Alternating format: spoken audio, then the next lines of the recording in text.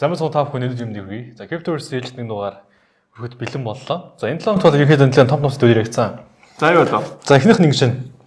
За G7 буюу одоо монголоор бол ихтлоо гэж ярьж байгаа. Ихтлоогийн Монгол дараа сард болох юм байна. За хилцэх асуудал мэдээж Украин газын зурвас гэдэг юм байгаа шүү дээ. Энэ донд нэг асуудлыг бас ярилцах нь энэ хойд солонгосын Лазарус гэдэг групп криптогоор арайх халдлагыг арайх мөнгө усаад байна гэдэг юм. Ер нь сэдвэд нь орж ирсэн байлаа шүү. Тийм байл шүү. Нэгдээ сая өрний сүүлийн жил багаараа дандаа тэндээс хак хийгдсэн гэсэн юм байна. 24 он 47 удаагийн үйлдэлээр 1.3 тэрбум доллартай тэнцэх хэмжээний крипто халдлага хийсэн байна. Тэгээд сая 2 дугаар сард гэхдээ Bybit руу халдлага хийгээд 1.4 тэрбум долларыг бас тэрийг магтууштай Bybit тань тэрийг өөртөө coverлоод хаацсан тань шүү. Тэгээд саяхан бас юу байсан мэлээ. Kraken-ы нэг аюулгүй байдал хариуцсан захирлыг ярьсан хэвчээ. Ажилд орох гээд ингээд хөгжүүлэгчээр анкет өгд юм л да. Тэгээд шалгалт хийгээд нарийн шалгалт явж исэн чинь нэг нөхөр баг тэнцэх шатанд явж нэг нөхөр нь Lazarus Group-ийг хакер уултаарсан байлээ. Хуурамч нөгөө юу баримтж ашигласан. Тэгээд ирэхэд ингээд том бижэдлээ ороод дотроос нь халдлагын хийм орлогод бас маш хийд юм байна гэдэг бас ягдаж явсан байна. За шийдлүүд тэр крипто ярих гэдэг чинь нэлээ сайн. Яг аргуудаа Америк угаасаа криптоны нөөцтэй олно гэж шийдлүүдтэй ярих нь ойлгомжтой л та. За тэгээд Америк мэдээж за Аризона мужийн одоо захирагч governor Kathy Hobbs гэдэг хүн яаж юм бэ? Юу гэж юм бэ? Одоо нэг манайхнаар бол нэг манай юу ярьдаг штэ.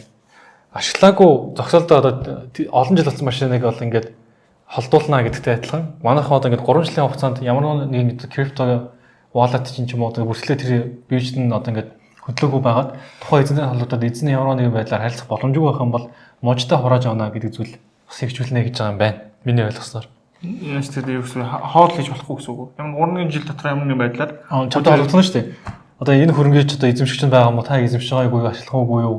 Та эзэмшдэг мөн үгүй юу гэдэг чи ямар нэгэн байдлаар угаасаа болцсон байх юм бол шууд ус авчихна шүү дээ. Тийм журмал хэрэгжүүлэх юм байна. Тэгээ ягаад энэ журмал хэрэгжүүлж байгаа гэдгийг тэгэхээр за энийг хэрэгжүүлсэн нэгдүгürt нь ямар нэгэн байдлаар татварлагчдын мөнгийг бол зарцуулахгүй. За тэгээд ингэж хурааж авсан крипто буюу дижитал хөрөнгө бол стейклж болно. Үүнээс одоо ямар нэгэн урамшуул авч болно.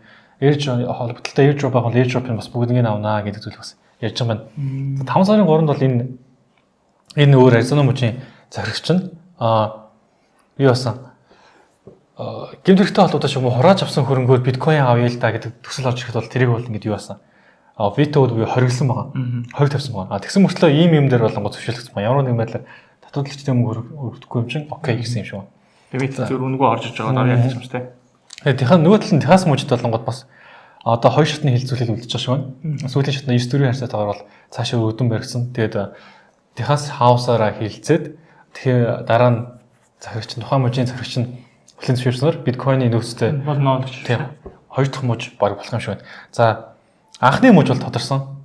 New Hampshire гэдэг муж болонгод албан ёсоор тухайн муж нь биткойны нөөцтэй болохыг хүлээн зөвшөөрсөн байгаа. За одоо тухайн мужийн захирагч нь хүлээн зөвшөөрсөн. Ингэснээр тухайн мужийн одоо хөрөнгө оруулалтын 5%-ийг үнэт металл болон биткойн одоо крипто хөрөнгө оруулах боломжтой. Тэгмээ та биткойн гэж нэр зааж өгөх мөлий.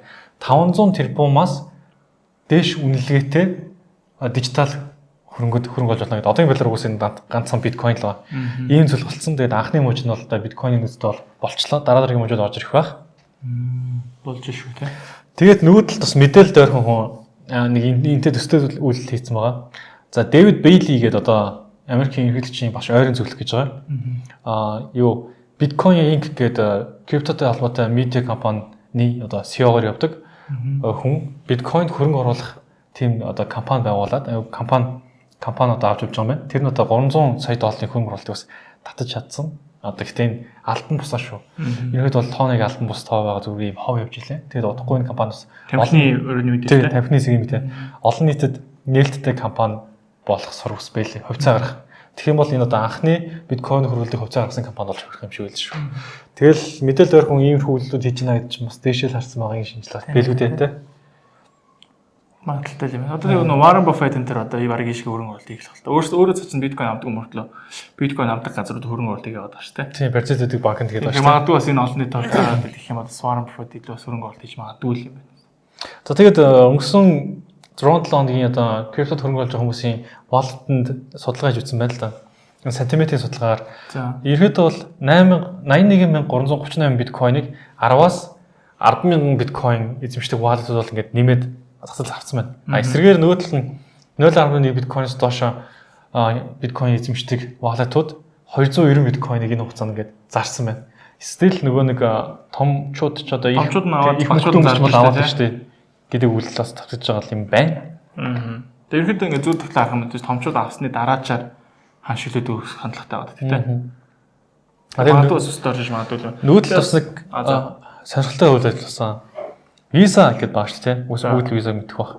Бид бүгд шалж байгаа. Visa гэх компани BVNK гэдэг одоо энэ Лондонгийн гарааны визэд хөрөнгө оруулсан. За эднийх яадаг вэ гэхлээр эднийх болонгууд stable coin стартап байгаа. Тэгээд ирээдүйд угаасаа stable coin маш том зах зээлийг эзэлнэ гэж үзэж байгаа учраас иймэрхүү хөрөнгө оруулалтыг хийсэн юм шиг байна. Тэгээд stable coin-ийн төслүүдийг бас эргэж хараарай гэдэг чинь хүчтэй л явуулах шиг байх шүү. Тэгээд currency-нууд stable coin руу шилжчих юм бол угаасаа айгүй том зах зээл болчиход болд тэ. Эргэлдэгч дээр мэдээ шилжүүлгээ авч тэр айгүй амарчлаад байгаа учраас ер нь л ийшээ орох нь бол зөвлөх шараад байгаа л та. Би ч гэсэн чи ямар монд яа. За тэгээд аврагуудын лигийн тоглолт болж байгаа. Хөл бөмбөгийн. Биш би буруу юм хийж байна. Бодлоо. Аврагуудын лигийн тоглолт болж байгаа. За Интер Милан гэдэг Интер Милан Барсаг 4-3 хоцсон баа. За үүнтэй холбоотой Интер Миланы одоо фэн токен 10% өсөлт үзүүлсэн байна.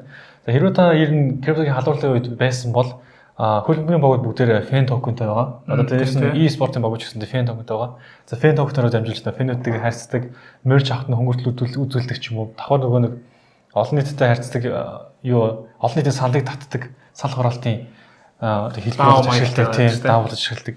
Тэгэнгүүт аврагуудын лигтэй холбоотойгоор Интер Миланы coin бол 10% өсөлтийг үзүүлсэн байна. Яа Барсад нь Чилизгээ coin хөрөнгө оруулдаг гэсэн. Тэгээ уус эдэн бүгд Чилиз дээр явж байгаа. Энэ фэн токенууд энэ дээр бас нэг ийм зүйл гарсан байна. За өөр нэг сонирхолтой юм болсон. За тэгэхээр Трамптай холбоотой. Трампын одоо нэр холбогддог World Liberty Financial гэдэг coin маань USD1 гэдэг stable coin-уудыг бас өөрийнхөө эзэмшигчтэй туршилтын airdrop хэмжээгээр бага хэмжээгээр өгсөн байна. Тэгээд надад өгсөн MetaMask-ыг шалгаад байгаа ш. Цааш бас нэг том airdrop-ууд бас хийгээл явах юм шиг биш өөрхий. Би ч бас Трамптайгаа найзлаад авцсан гэдэг шүү дээ. За ямарсан өчтөрийн оройны үед бол бодлогын үений шийдвэр гарсан. За 4.50% дээр бол хэвээр үлдсэн. За Жером Паул бол ерөөдөө бол wait to see буюу за ерөөдөө зөвхөн харж бай, хүлээж бай гэсэн юм ярьсан. Ер нь нэг тийм өөддөг ч юм аагүй өөддөг ч юм. Ер нь юу болохыг харцгаая. Тэгээ энэ хөдөлтооны дайн гэдэг зүйл яг яахаас шалтгаалаад бас зах зээл тэр хэлэхгүй гэдэг асуудал яригдана. Тийм учраас хэдүүлээ хүлээцгийг харцгаа гэдэг юм ярьсан. За тэгээ 5 сарын 9-ний өдөр Америк хятад хоёр уулзна. За тэр уулзалтаараа энэ одоо асуудлыг хөдөлтооны дайнаа ерөөдөө зогсоохгүй гэдэг асуудал яригдах баг. За мөн 5 сарын 9-нд улаан талбай дээр бөмбөг дэлбэрэхгүй гэдэг бас амар юм болж байна. Тэгэхээр тэр бас нэлээд асуудалтай. Тэр Алтан баяр бас нэлээд анхаарамжтай харж ах хэвээр мэдээллийн нэг болж таарлаа. Тэгэхээр тэгэж 5 сарын 9-ний өдрийг хэдүүлээ харцгаа юу болох нь. Ямар нэгэн байдлаар тийм тесрэгч мэсрээд янз бүрийн болох юм мэдээж зах зээл савлна. Тэгэхээр мэдээж юу өсгүүхээр алт өснө. Тэгэхээр бус нь бол мэдээж болж унах магадaltaй учраас. Тэгэхээр нэлээд эмзэг мэдээ авч тэр дээр анхаарах хэрэгтэй. Тэгээ бодлого бол мэдээж чиглүүлсэн. Одоо энэ сар мэдээ авахгүй. Тэгэхээр дараа сараас инфляци CPI мэдээ хүртэл нэг чухал онцгой мэдээ бол байхгүй. За ингээд ихэд бол мэдээ дуусчихна. Тийм мэдээ ингээд дуусчихна. Тэгээд энэ 5 сар ч одоо төвхийн үед биткойнхаа ханшийн өсөлтийг харах юм бол 5 сар марч бас сүүлийн гайгүй өсөлт байдаг сар. Гэхдээ энэ цикл дээр өөр үж магадгүй. 7 сар мараар ерөнхийдөө хөдөлгөөн бол маш бага байдаг. Тийм нөгөө наадам болчихдог шүү дээ. Тийм шүү дээ. Нэр наадам болж хин биткойн авцараа байж тий. Яг нөгөө одоо бис нөгөө өчтөр нэг ханшийн тамаг орж яг биткойн одоо 21 онд 69,000 хүртэл өсчихсэн тэр хөдөлгөөн бол яг л тавтагдаад явж илээ. Тэгээ тэр бас арилжааг нь тэр шинжилгээг хараад өөрийнхөө санаа бодлыг бас Instagram дээр би оруулж байгаа санаа бодлоо суулцаарай. За ингээд та бүхэн крипто дээр арилжаа гэхээр Binance BG сонгож арилжаа гэхээр Binance BG сонгож арилжаа гэх юм бол арилжааны шийдвэрлэлийг 20% хөнгөлөх боломжтой байгаа. За тэгээ сүүлд бас нэг ажил гэсэн зүйл нь биткойн дээр futures trade хийх юм бол swap нь хасах биш нэмэхээр заримдаа тооцогддог.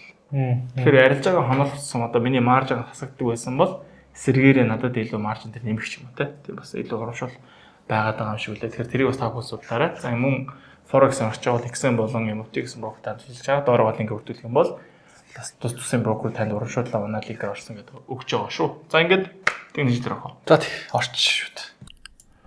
За юу цаана. За тэрдүүлээ крипто дээр ерөөдөө маш гоё өсөлттэй байна. Тэгэхээр бас бүгд happy байгаа л гэж найдаж байна. За ямар сэдвүүлэгийн бас энэ үед ярьжсэн буюу за 4 сарын 20-доор 4 сарын 10-нд ярьжсэн арилжааны таамагн дээр хамтдаа арилжаанд орсон хүмүүс байл. За хэдүүлбэл нэлээд бас тажгүй swing wing арилжаа бол нэлээд хугацаанд бол хийгээд барьчихлаа. За одоогийн байдлаар бол ингээ 21 өдрийн турш long арилжаа бол барьж гэн. За 21 хоногийн хугацаанд long арилжааг барихдаа long арилжаа хэрэг менежмент хийсэн бэ гэхээр за 6 өдөр орчим хугацаанд бариад энэ дээр тал ашгийг нь хаасан.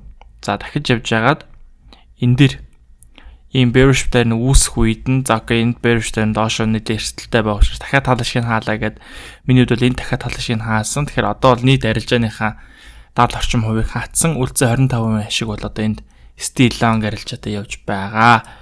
За тэгэхээр за түрүү лонг хэдүүлээ ямар таамаг гаргасан бэ гэдэг талаараа дэлгэрэнгүй яриад за түүний апдейтыг хийлээд яриад явчаа гэж. За түрүү лонгийн хугацаанд бол ерөнхийдөө бол нэг иймэрхүү шалт хааз болж байгаа юм support resistance болж байгаа зонд байна гэж ярьсан. За 4 лонгийн хугацаанд бол энд нэг иймэрхүү bullish pattern үүсэх юм бол дэшигээ long арилжаанд орох бодолтой байна гэж таамаглаж ирсэн. За тэгтээ 7 хоногийн хугацаанд юу болсон бэхээр дайггүй тааз болж ирсэн зийг доошоо сэтэрсэн. Эргээд pullback хөдөлгөөн орж ирсэн. За энд нэлийн эргэлзээтэй pattern үүссэн. За яг доошоогоо үндсэн тааз болж ирсэн зийг доошоо шал болж ирсэн зийг доошоо сэтрээд Citrade энэ дээр маш гой цэвэрхэн доошоос магадaltaй паттерн үүссэн. Эргээд шал болж ирсэн цаг маань буцаад тааз болох боломжтой болж эхэлсэн. За энэ дээр бол яг таамагийг бол оруулж ирсэн бүхэлд нь оруулсан. За энэ дээр яг add pattern гэж хэлэхэд бол нэг хэцүү зүйл байсан юу вэ гэхээр add pattern бол хэдүүлээ нөгөө доо эвдүүлж add pattern-ыг зурагддаг штэ. Тэгэхээр үндсэн доо бол энд байсан. Тэгэхээр яг доовыг бол доошо эвдээгүй. За эндээс бол яг миний хувьд бол жижигхэн шорт арилжаанд бол орсон. За тэгэхээр энэ дээр бол stop loss авагдсан байгаа. Тэгэхээр энэ дээр яаж арилжаанд орсон бэ гэхээр short арилжааг таазан дээрээс нь нээгээд нөгөө support resistance болж исэн том зооныхон дээр stop loss байршуулсан. За ерөнхийдөө тэгээд доошоо нэлээ уналт орж ирэх юм бол нэлээ удаан барих гэсэн бас бодолтой байсан. Нөгөө доороос long арилжаатай байгаа учраас за тэрийг хээж арилжаа буюу бас ашиг хамгаалах байдлын арилжаа хийсэн. За тодорхой хугацаанд ашигтай байж байгаад за ерөнхийдөө буцаад шөсөлтийн хөдөлгөөн хүчтэй гарч ирээд өсөө явчихсан. За тэгэхээр энэ дэр бол шалах хэвээр зоон байсан учраас шалгаад stop loss авсан. Энэ дэр бол ямар харамсах зүйл байхгүй. За одоо биткойн юу болж байна вэ гэхээр за ямар ч гэсэн энд нэг юм санаа зовоод байсан bearish pattern үүсэжсэн маань. За нөгөө нэг паттерн ерөнхийдөө бол одоо олон ч дугаар ярьж байна да тий. Одоо жишээ нь энэ ингээд дэшээс магадaltaй паттерн гэж магадлалаараа илүү байдаг бол энэ паттерн ингээд цэвэрхэн зурж хаад хэдүүлээ дэшээс магадaltaй таамагладаг хэдийвчлээ ч гэсэн за онлайн үед эсрэг тишгээ задрах юм бол нэлийн хүчтэй импульс хөдөлгөөн явчаад байдаг талтай. За түүнтэй адилхан энд нэг яг иймэрхүү доошоос магадaltaй bearish pattern үүсчихсэн. Доошоос магадaltaй гэж ихэнх хүмүүс таамагладаг. За тэгвэл энэ маань өөрөө дээшээс сэтрэхээр нэлийн огцом импульс хөдөлгөөн орж ирдэг. Дахиад том цагийн доошоос магадaltaй паттерныг дээшээс сэтрэхтэй бас л мөн адил огцом импульс хөдөлгөөн орж ирээд. Тэгэхээр иймэрхүү паттернуудыг илүү мэдээлэл дээр илүү нэлээд үстрээд тах магадaltaй гэж хардаг. За энэ дээр л ерөнхийдөө өчтөр шөнийн хувьд юу болсон бэ гэхээр за Трампын зүгээс нэлээдгүй олон мэдээлэл гаргасан байлээ. За Jerome Powell надад хайргүй учраас бодлогоогоо бууруулаагүй гэж нэг мааз ч юм уу бас нэг шоглсон өгөөц юм ярьсан байлээ. За үүнтэй холбоотой ороос ингээд Trump бол эдийн засгийг тэлээ гэсэн утга санаатай нэлээд их юм ярьсан. За одоо л хөрөнгөний зах зээл өсөх үе дээр байна гэж Trump бас өчтөрийн бас хэвлэлийн магуурал дээр ярилнлээ. За бас нэг зүйл ярьсан. За энэ худалдааны дайны дийл бол удахгүй бас дуусгахаа нэр нааштай болж байгаа гэдэг иймэрхүү эриг мэдээллийг бол өчтөршний хугацаанд бол нэлээх мэдээд явсан байлаа. За түүнтэй холбоотой ерөөдөө маркет өссөн. За мэдээж энд нөгөө нэг худалдааны дайн, за дээр нь Орос Украины дайн ч юм уу энэ асуудалтай холбоотой юу болоод байсан бэ гэхээр ерөөдөө бол алт маш их өсөд байсан.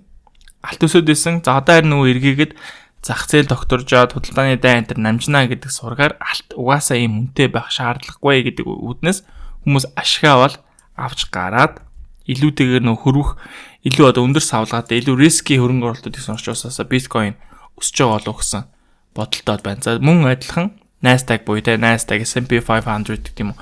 Иймэрхүү хувьцааны зах зээлүүд бол бас бага хэмжээнд нэлээ өсөлтийн хөдөлгөөнийг үзүүлээд алт бол унсан байгаа. За тэгэхээр одоо өнөөдөр Швейцарт Америкт хоёр уулзна. За тэгэхээр хоёр улсын ерөнхийлөгч уулзаад ямар хуу харилцаанд хүрэх нь. За энэ тарифын юунуудаа зогсооё, юм найрамдалтай бай, аль талтай ингээд бие биенийг дэмжиж спортлол ажиллая гэх юм бол мэдээж энэ мах зах зээл дээр маш том сэдв болно. За мөн дээр нэг түрүүний мэдээллийн хэсэгт ярьжсэн. За энэ зүгээр юм rumor за сошиал орчинд ерөөдөө яваад байгаа асуудлыг ярих юм бол Орос Украин хоёрын дайныг бол 3 хоног гал зогсооё гэдэг саналыг бол Оросууд тавьсан боловч за Украинчууд бол 5 сарын 9-нд бол та бүхний бол аюулгүйгээр хангаж чадахгүй гэдэг юм ярьсан байгаа. Тэгэхээр 5 сарын 9-нд буюу өнөөдөр ялтын талбайд юу болох вэ гэдэг маш их хүмүүсийн хүлээлт бол байна. За мэдээж янз бүрийн байдлаар бие биенлүүгээ халтсан тавталсан зүйл болохгүй байгаасаа гэдэг зүйлийг бол хүмүүс болон хүсэж байгаа. Тэгэхээр тийм зүйл болохгүй болов гэсэн хүлээлттэй бол байна. Тэгэхээр ерөнхийдөө зах зээлийг эерэг чиг хандлагатай буюу өсөлтийн хөдөлгөөнтэй байх баха гэсэн хүлээлтэн дээр бол байна да. За би бас энэ дээр нэг зүйл ажиглагдсан нь за энэ яг daily chart уу шүү. За daily chart-ыг хэдүүлээ ингээ харах юм бол за урдны all time high дээр энэ хөдөлгөөн. За ерөнхийдөө эндээс нэг иймэрхүү доош магталтай паттерн үүсээд доошоос төрсөн. Энэ дээш стрэх магталтай паттернсэд дээшээс төрсөн. За ингэж явсаар байгаад шинэ all time high буюу энэ дээр 69 мянга гэсэн түвшин дээр биткойн бол all time high хийж ээжээ 2021 онд. За одоо харин юу болоод байна вэ гэхээр те. За одоо мэдээж биткойн all time high хийгээд явж байгаа. За одоо яг энэ дүр зургийн яг энэ хүртэлх хэсэг нь яг л адилхан зүйл тохиолдчихсан байгаа. Одоо л энэ өсөлт орж ийн шарж байна. Тэгэхээр энэ өсөлт ороод ирчихлээ. За магадгүй одоо хэдүүлэнд дахиад нэг зүйл боломж гарч ирээ. Хэрвээ түүх тавтагдах юм бол эндээс маш гоё correction хөдөлгөөн орж ирээд. За correction хөдөлгөөн маань яаж орж боломжтой гэхээр одоо энийг л copy-д нь л та. Ингэж байгаа л нэг энэ эдид өний зэргийн pullback маягийн за дээр нас энэ том паттерны чинь доовыг бол эвдчихсэн.